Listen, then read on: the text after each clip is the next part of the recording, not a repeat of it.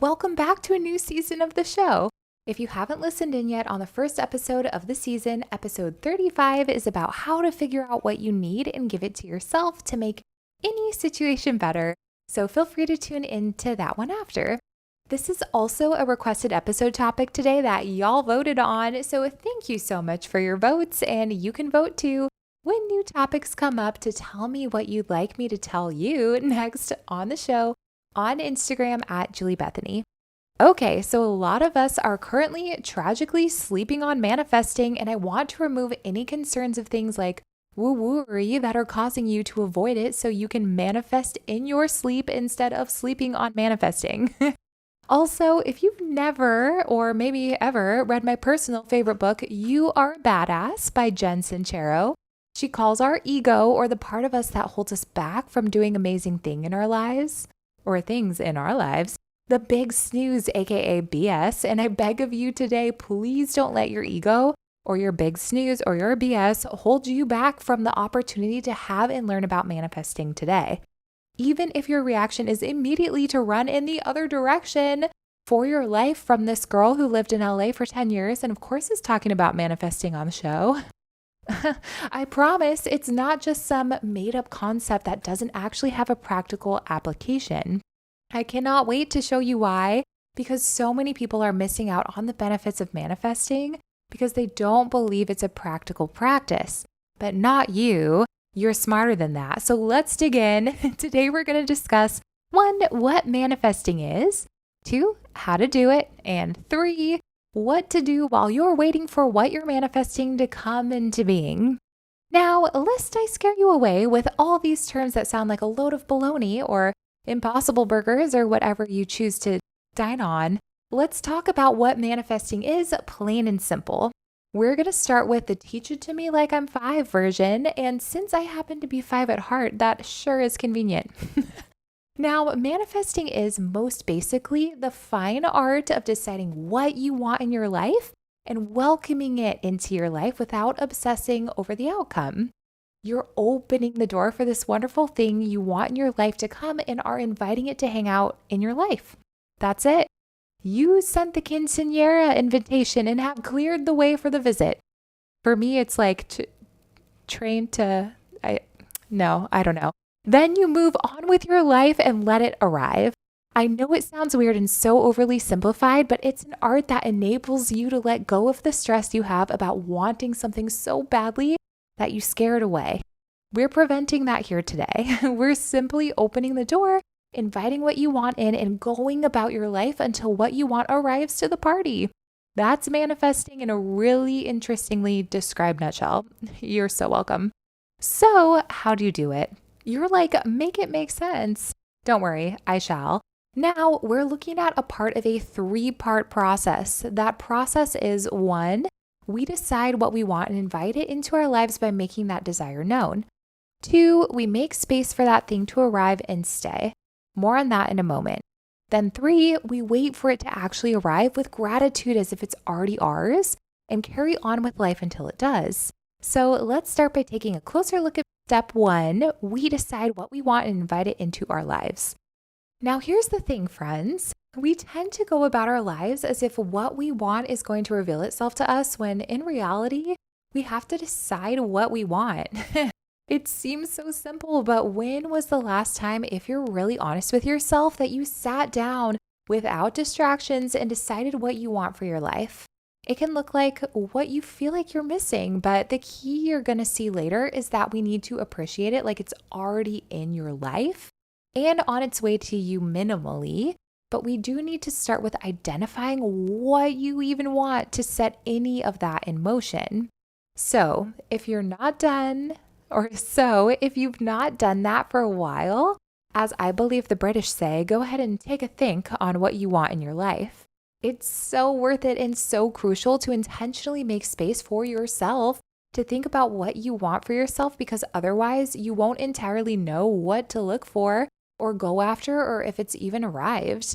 So once you've decided what you want, and also literally pause me if you need to complicate, or no complicating, if you need to contemplate that, and I'll promise I'll be here when you get back. Whether what you want is a great new job or a great new partner, a great new opportunity for your business, or a puppy, or whatever it is, you've done the first part of step 1. Decide what you want and make it known. How do I make it known? Any way you want, really. State it out loud, text it to bestie, pray for it, write it in a journal, put it on a sticky note and pop it onto your mirror, scream it into the abyss, whatever floats your boat. Just don't put it in a submarine. Too soon. But it should be stated because just like anything else, stating something makes it real. It's just like how once you state a desire, you're making it come into being. That may sound wild, but it's like saying you want to move across the country, or are in love with someone, or want to do or be X, Y, or Z.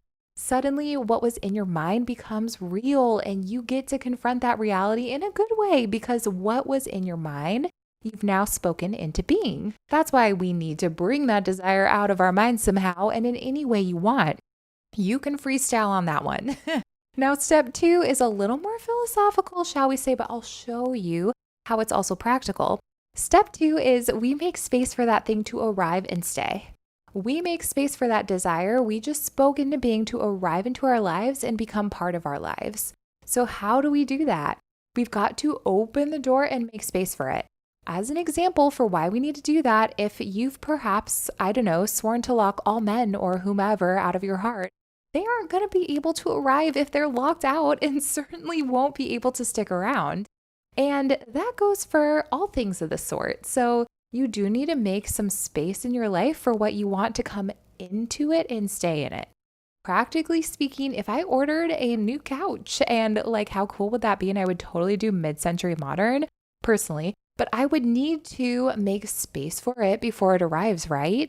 And that space would have to be where it gets to stay as a permanent fixture in my living space. But if I want more money, for example, but have limiting beliefs inside of me that say that I can't make or hold on to money, I need to clean that out of my house or out of my small New York City apartment that fits me and my cat. In this case, no new couches here. But I need to clear out my limiting beliefs and make room for the thing I want. And if it's more money, I need to tell myself a new story inside that is something like I am a money magnet, honey, and hold on to and grow my money. Because otherwise, if you fight for your limitations, you get to keep them, as Evelyn Waugh said. So get rid of them, clean out house, and I mean internally, so you can invite something better in that is better than the beliefs that keep you stuck and in the suck and unhappy in life. And so it can then stay as a permanent resident there so that it doesn't leave because you liked the idea of it so much but didn't plan for it to be factored into your life. And you only made a small space for it to stay for a moment, but not as a permanent fixture in your life. And as a quick aside, limiting beliefs are simply beliefs that limit our full potential as humans and all we're capable of and all the happiness and good we're capable of enjoying in our lives. Essentially, limiting beliefs keep us small so we can't enjoy it all the life, all the good, all the love, all the joy available to you. And you can find any limiting beliefs you may have by using the trick of noticing what negative thoughts come up to block you from having what you want when you start thinking about what you want. So when you think of the thing you want and want to make space for it in your life, the limiting beliefs you have to reverse are going to come in the form of reasons you tell yourself you can't have them, interestingly enough. To run with a money example, if you want to start building wealth, but find you tell yourself things like, I never saved over $100 in my life, or my whole family doesn't manage money well, so neither can I, or I don't know how to save, or money is evil, or I'm in so much debt. You're not going to let yourself have money until you can turn those limiting beliefs into empowering beliefs about money. And empowering beliefs do the opposite of limiting beliefs. And instead of limiting your potential, empowering beliefs empower you to go get whatever you want in your life. So we want to lean on those when we're manifesting and in manifesting mode. And they sound like, I deserve money in my life. I can make and keep and grow money, etc. They sound like the encouragement you wish you had. Give that encouragement to yourself. Bob Goff says, a lot of us are waiting for invitations to things we're already invited to. So powerful. Don't sleep on the things you can have. Invite them in and show up for the life you're invited to live. You're invited to the life of your dreams. How do I know? Because I'm the one inviting you now, okay? Step 3. I interrupt myself for this very important announcement. You're so welcome. I am beyond excited to share with you that I have a free mini course you can take right now, but also maybe wait until after you finish this episode, but to each their own. I'm not going to stop you from doing you. But the course is about helping you get unstuck and re-inspired if you feel like you're in a place, like a lot of us do often, honestly, where you just don't know what you want next for your life, or if you do, how to get it. The mini course includes 10 quick minutes of me sharing strategies to help you get unstuck and re-inspired, and comes with a complimentary one-page journal entry you can download for you to work through what you want for your life and how to create the momentum to get what you want next for yourself in the easiest and fastest way possible. And you'll take away actionable items you can apply right away. And as a bonus, after the initial course, if you still left wanting more, I'll tell you about my full-length version of that course that will walk you through creating a goal and a plan to achieve it in order to get you closer to the life of your dreams you want to be living, and the exact steps to do that over the next 3 months. I will hold your lovely hands in mine and guide you toward figuring out what you want and then how to get it efficiently if you want to take it a step further. I shall run the marathon with you after the sprint so that in 3 months you will have achieved something you really want in your life. All good things take time, so for the sake of the best version of yourself and the life you could be living 3 months from now, which will fly by, you don't need to put off your dreams any longer. You deserve to live the life of your dreams as soon as possible, because why not? So let's start today. I'm ready. Are you? To check it out and get the free mini course so you can apply the tools to improve your life right away, and or to learn more about the full-length course about going from stuck to re-inspired and really crushing a massive goal in only 3 months' time with me, the links are included with this episode. I can't wait to see what you create for your life with it. And now back to your regularly scheduled programming. Once we've decided what we want and have invited it into our lives by speaking it into being, then we've made space for the thing we want to arrive and stay. We wait for it to actually arrive with gratitude as if it's already ours, and carry on with life until it does. For example, so many of us are ambitious, and if that's you, that's amazing. Never give it up. Go after what you want fully and without abandon. But there is such a thing as chasing good things away too. So we need to go into this, yes, working toward what we want and carving a path toward it, but also being so open to possibilities that what you want may not come in the exact package you imagined. Like bald. They could be bald. Like could have a precious shiny head. It's good luck when you rub Buddha's head, right? So maybe it'll be the same. I don't know. But we need to have our eyes so open for what we're looking for that we see the opportunities as they present themselves to get what we want in our lives, without being so focused on a specific image that we miss what's right in front of us because it comes in a different packaging than we expected.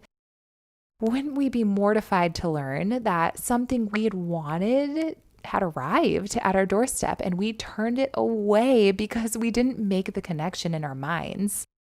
There's this amazing story that I'm fully going to butcher, but it's in Eat, Pray, Love by Elizabeth Gilbert.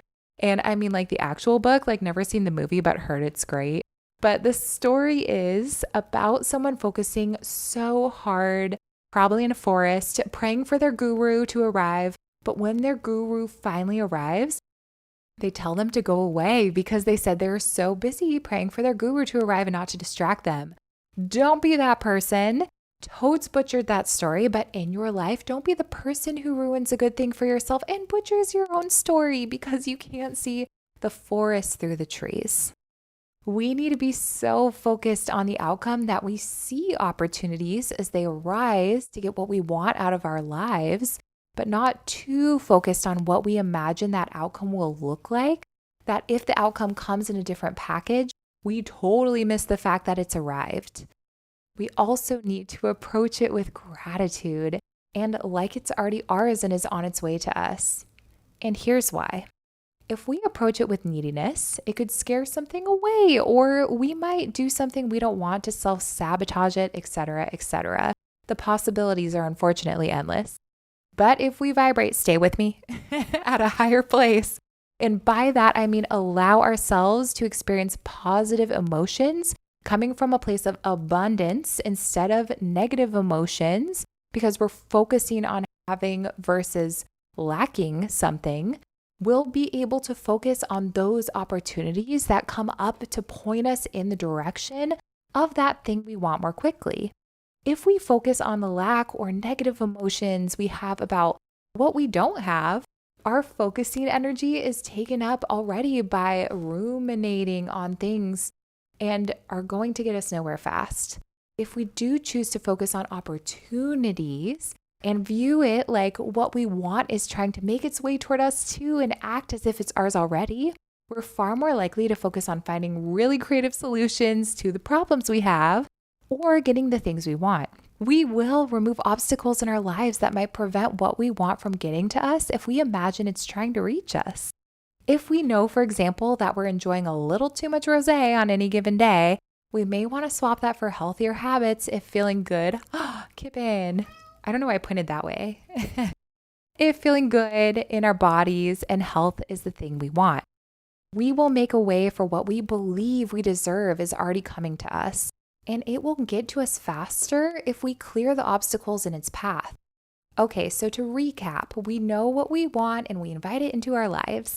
We then make space for it to arrive and stay. Then we approach getting it like it's already ours, on its way to us, and our mission is to find opportunities for it to find us faster. Overall, think of it like what you want in life wants to be in your life too, and it wants to get to you as fast as it can. What is meant for you will find you. So why not help it arrive as fast and as early as possible, and as easily as possible?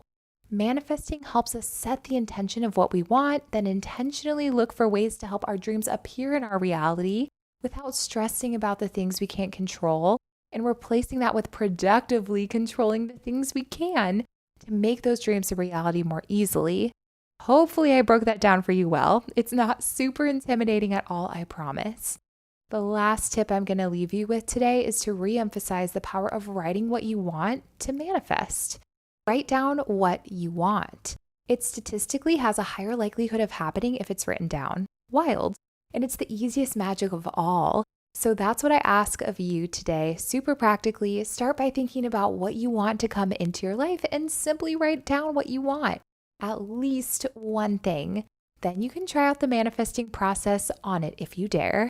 I can't wait to see what happens for you and all you manifest or womanfest. Just kidding.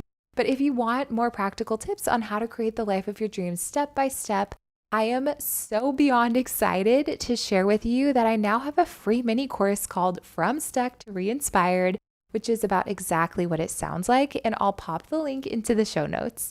It's just 10 minutes long. It comes with a complimentary journal entry so you can practice writing down what you want and how to make it happen, and then has an additional 10 minutes to share more about the full-length version of the course, which is also new, if you want to dive even deeper. So with that, go create the life of your dreams by being the best, which means the most joyful, truest to you version of yourself, and I'll be here along the way to empower you to do that. I can't wait to see you soon. She says bye.